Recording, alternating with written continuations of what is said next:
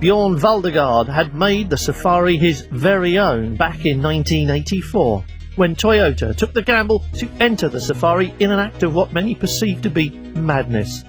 But the gamble paid off handsomely, and the Celica Turbo gave Toyota its first major success, a feat Valdegaard was able to repeat for the next couple of seasons.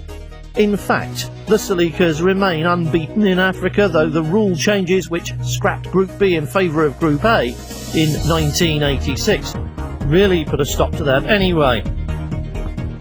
But the success was enough to get the ball rolling, and the TTE operation in Germany, which was Anderson's project and which had masterminded the early success, now stepped up a gear with the introduction of the Celica GT4, which was, as its name suggests, Toyota's first four-wheel drive car, a latecomer to a rally arena which had been overwhelmed by the awesome Audi Quattros and then the Lancia Deltas several years before.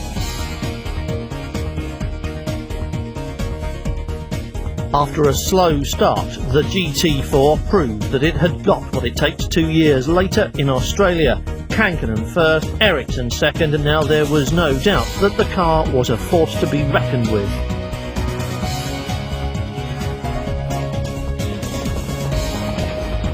But for many observers, the real turning point in the history of the most powerful Celica of them all came here in Africa in 1990, when Bjorn Valdegaard, who by then should have been old enough to know better, won the Safari Rally outright, proving the car had strength as well as speed.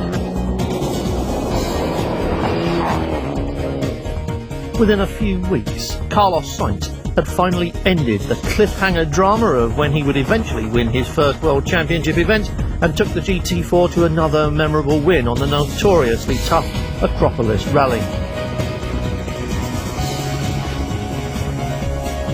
Lancia domination was suddenly under threat, and Sainz added 3 more wins to his CV, and he'd wrapped up the first of those 3 championships in the process.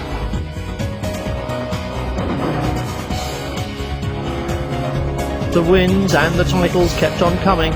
Kankkunen and Oriol both won here and claimed the crown, and Africa seemed always to be a waypoint, a mark of Toyota success, a real tribute to the team and the car as well as its drivers.